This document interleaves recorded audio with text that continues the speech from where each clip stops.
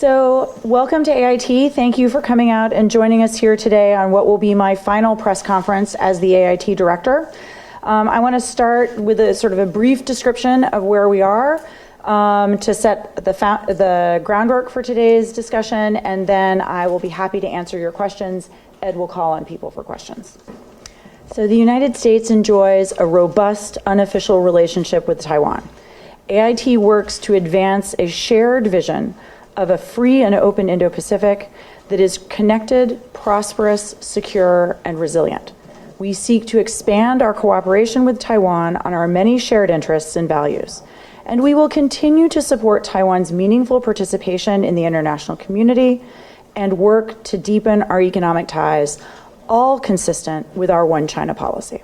Following the elections in January, we congratulated Taiwan's voters for once again demonstrating the strength of the democratic process, or democratic system and electoral process, which, coupled with a thriving free market economy and a vibrant civil society, makes Taiwan a model for the region.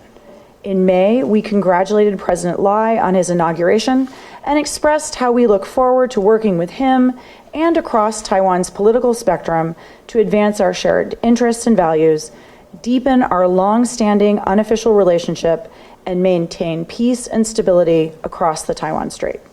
Since I first lived here in the 90s, the US-Taiwan partnership has steadily deepened. But at the same time, the United States and Taiwan face a regional and global landscape that is more challenging and complex than ever before. As President Biden has noted, the United States and the People's Republic of China are in competition, but the world expects the United States and the PRC to manage this competition responsibly. The United States will always stand up for its interests, its values, and its allies and partners, including Taiwan. U.S. support for Taiwan remains rock solid, principled, and bipartisan, and is entirely consistent with our One China policy and long-standing commitments. We firmly believe that the U.S. commitment to Taiwan contributes to the maintenance of peace and stability across the Taiwan Strait and helps to create a more stable and resilient region.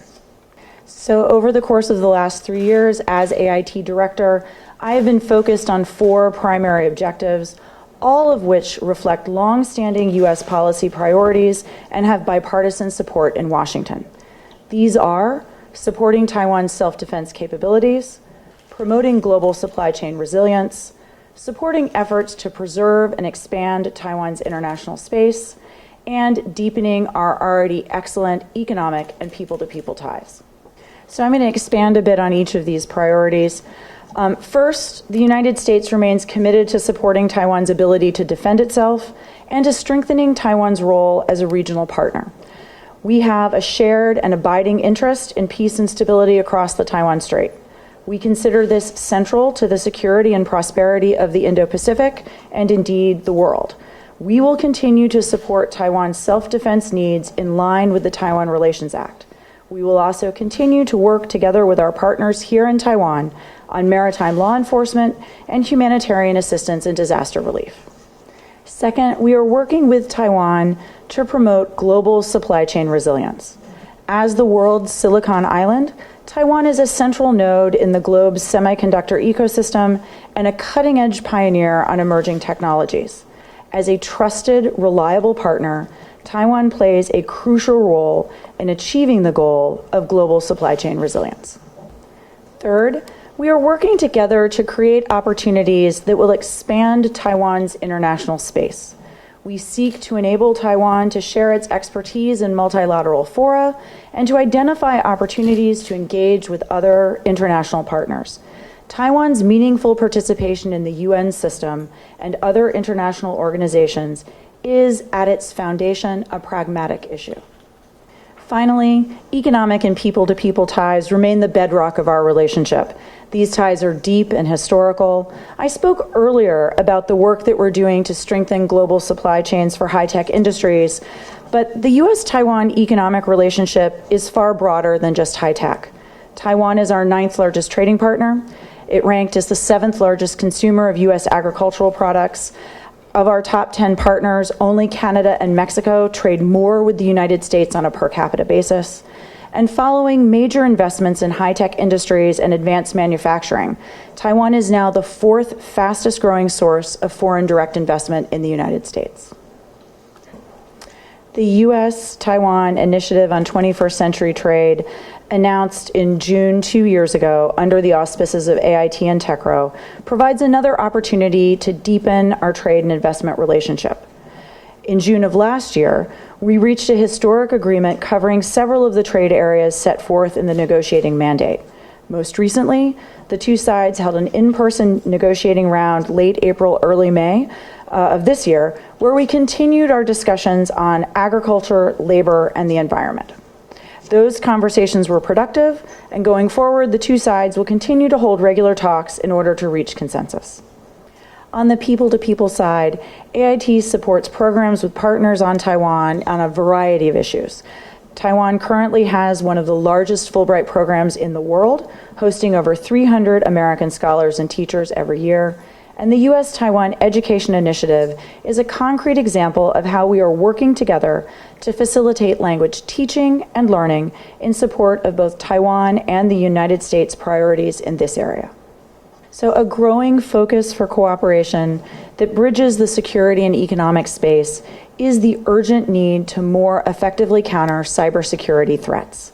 As the United States and Taiwan both work to safeguard official, private industry, and public data from cyber threats, it is critical that we work together as partners and learn from each other with the end goal of bolstering resilience in this key area. So as you can see, the United States and Taiwan have a long-standing partnership that is only getting stronger as we jointly address new and emerging challenges. This is my final engagement with all of you as I wrap up what has been a very eventful assignment. I have said it before, but today I'm going to say it quite literally on the record. Serving as the AIT director has been a professional dream come true for me. I am honored to have had this opportunity to represent the people of the United States, and I greatly appreciate the warm welcome that I have received here in Taiwan over the past 3 years. I'm going to stop here, and I look forward to a robust discussion. Thank you all. Noted, bolstering Taiwan's ability to defend itself is AIT's top priority. We view this as completely in line with the guidance we've received under the Taiwan Relations Act and other longstanding commitments towards Taiwan. In terms of breakthroughs, I wouldn't point out any single thing. I can say, though, that just like all manufacturing, production of U.S. Arms and other military equipment were severely affected during the pandemic by supply chain problems.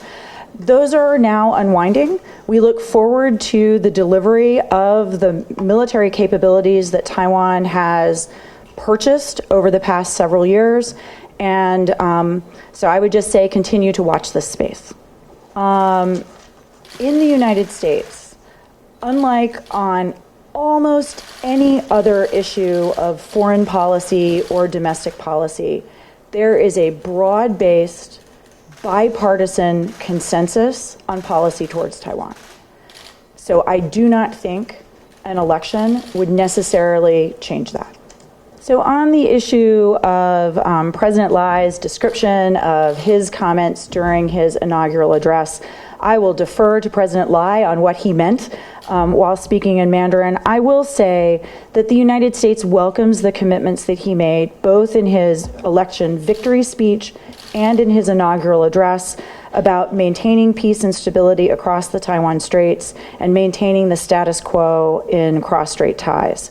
We also believe, and Defense Secretary Austin said this quite recently, and many other U.S. officials have said this, we really hope that the PRC will not use a routine democratic activity like an election or an inauguration as a pretext for escalating tensions in this important region.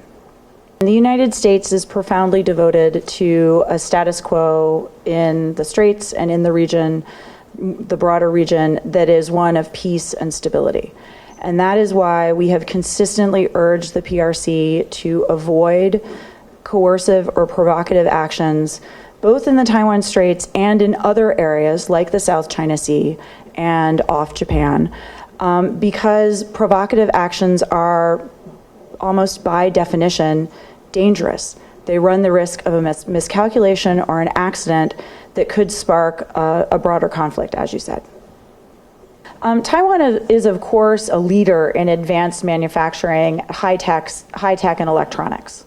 So as the defense industries of today and the future become more and more high tech, I think there's obviously a role for Taiwan, either as a component supplier or whatever. There are a variety of different requirements that Taiwan companies would have to meet if they wanted to sort of feed into the U.S. defense industrial base and the defense supply chain in the U.S. And we have had a variety of delegations come through Taiwan looking at cybersecurity, looking at unmanned systems, drones. I can tell there's a lot of interest there, but there's still some steps in terms of meeting the standards that the U.S. puts down for its defense industrial base that Taiwan's private companies would have to meet. 也感谢孙晓雅处长过去3年来在 AIT 的服务。谢谢大家。